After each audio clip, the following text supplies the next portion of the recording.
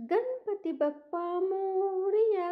मागच्या भागात तुम्ही राजकुमारी प्रियवंताचा किस्सा ऐकला.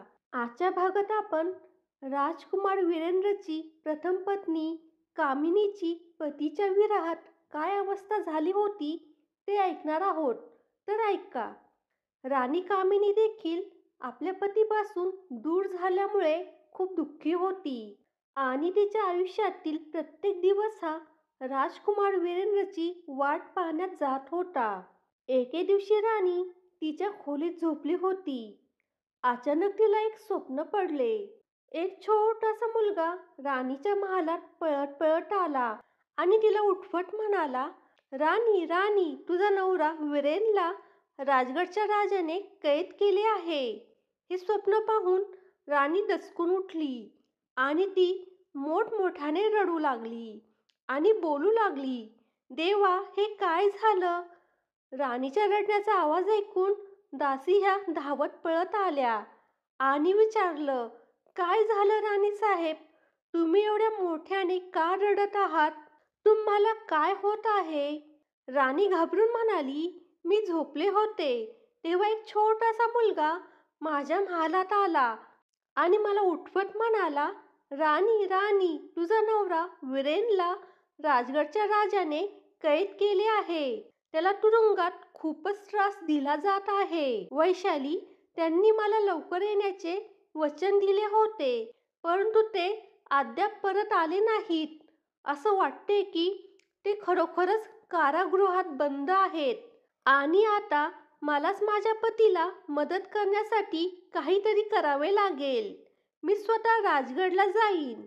राणीचे हे बोलणे ऐकून तिची दासी वैशाली म्हणाली, राणी, तुम्ही दिवस रात्र रडत आहात, फक्त त्यांचाच विचार करत आहात, म्हणून तुम्हाला हे स्वप्न पडले असेल. हे फक्त एक वाईट स्वप्न आहे.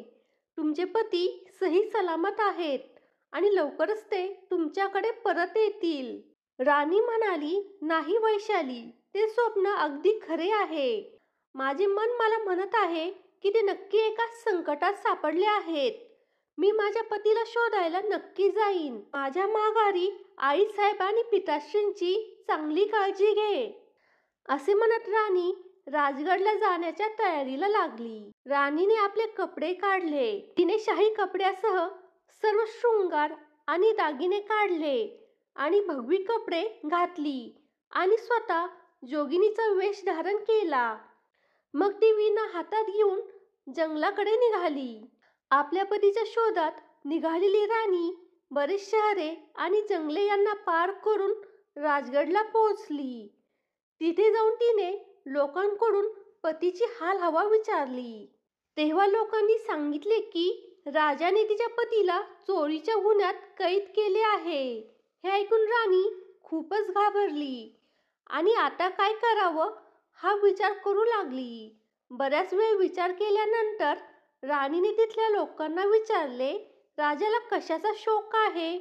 तेव्हा लोक म्हणाले, राजाला संगीत ऐकण्याची खूप आवड आहे. हे ऐकून राणीला हायसं वाटलं, कारण ती गायन कलेत निपुण होती. आता राणीने शहरातील महत्त्वाच्या ठिकाणी गायला सुरुवात केली. ती काही दिवसातच प्रसिद्ध झाली. एके दिवशी संध्याकाळी ती एका बागेत उभी राहिली आणि वीणा हातात घेऊन रागिनी गाऊ लागली. तेथे उपस्थित असलेल्या लोकांनी जोगन बनलेल्या राणीच्या गायनाची खूपच तारीफ केली. जोगन जिथे जिथे जात असे तिथे तिच्या मधुर आवाजामुळे आणि शायरीमुळे लोकांची गर्दी जमा होत असे. एके दिवशी जोगनच्या गाण्याची तारीफ राजाच्या कानापर्यंत पोहोचली. त्याचवेळी राजाने आपल्या चौकीदाराला आदेश दिला की नगराच्या बागेत राहणाऱ्या त्या जोगनला अत्यंत आदर आणि सन्मानपूर्वक आमच्या दरबारात घेऊन या. चौकीदार ताबडतोब राणीकडे गेला आणि तिला हात जोडून म्हणाला, हे जोगीन, राजाने तुम्हाला बोलाविले आहे. कृपया माझ्याबरोबर राजदरबारात चला. जोगन बनलेली राणी म्हणाली, हे चौकीदार, राजाच्या दरबारात आमचं काय काम? आम्ही तर मनाचे मौजी आहोत. आम्ही जिथे बसतो तेच स्थान आम्हाला राजदरबारासारखे वाटते. जोगींचे बोलणे ऐकून चौकीदार म्हणाला, जोगीनजी, तुमच्याकडे एवढे नॉलेज आहे की लाखो राजे सम्राट तुमच्या सेवेत उभे राहतील, पण तरीही ज्याला हरीचे गुणगान ऐकायचे आहे त्याला ऐकवणे हे तुमचे कर्तव्य आहे. राणीला तर हेच हवे होते. हे तर तिचे सुरुवातीपासूनचे प्लॅनिंग होते. जोगन यायला तयार झाली. जेव्हा राणी ही चौकीदाराबरोबर राजाच्या महालात गेली तेव्हा तिला सन्मान देण्यासाठी दरबारातील सर्वजण उभे राहिले. ती दरबारात येताच सर्वत्र शांतता पसरली. नोकरांनी लगेच तिला मृग छाल आसन दिले. तेव्हा राजा हात जोडून म्हणाला, हे जोगन, आपण कोण आहात आणि कुठून आलात?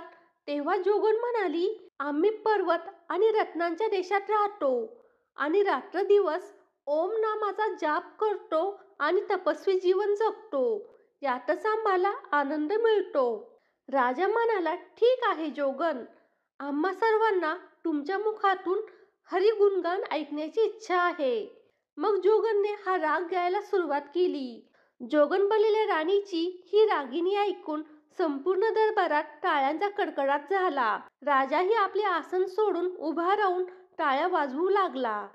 राजाच्या चेहऱ्यावरचा आनंद बघून राणीला तिचा उद्देश पूर्ण होत आहे असे वाटले. मग राजा हा जोगनला म्हणाला, हे जोगन, तुझे गाणे ऐकून मला खूपच आनंद झाला आहे. खूप दिवसांनी मी एवढा खुश झालो आहे. तुम्हाला जे हवे ते मागा. आज माझे मन खूपच आनंदित झाले आहे. तुम्ही जे मागाल ते मी नक्कीच देईन. मी तुम्हाला वचन देतो. हे ऐकून जोगन म्हणाली, हे राजा, तुमची कन्या प्रियवंता हिच्या प्रेमात पडून माझा पती येथे आला आहे आणि तुम्ही त्याला कैद केले आहे. मी विनंती करते की तुम्ही त्याला तुमच्या कैदेतून मुक्त करा आणि तुमची कन्या प्रियवंताचे लग्न त्याच्याशी करा. राजा हे ऐकून शॉक झाला, पण त्याने वचन दिले होते म्हणून राजाला जोगनचे म्हणणे मान्य करावेच लागले. त्याने राजकुमार वीरेंद्रला कैदेतून मुक्त केले आणि आपली मुलगी प्रियवंताशी त्याचे लग्न केले. राजकुमारी प्रियवंताच्या तर आनंदाला पारावरच राहिला नव्हता. राजकुमार वीरेंद्र हा आपल्या पहिल्या पत्नीच्या पायात पडला आणि तो तिची माफी मागू लागला आणि म्हणाला, हे राणी, मला माहीतच नव्हते की तू माझ्यावर इतके प्रेम करतेस. माझ्यासाठी तू सर्व काही सोडून मला सोडवण्यासाठी 7 समुद्रापार येशील हे मला माहीतच नव्हते. मी आयुष्यभर तुझा ऋणी राहील. राणी कामिनी ही खूप मोठ्या मनाची होती. तिने आपल्या पतीला माफ केले आणि प्रियवंताचा धाकटी बहीण म्हणून स्वीकार केला आणि ते तिघे परत त्यांच्या राज्यात आले आणि आनंदी जीवन जगू लागले.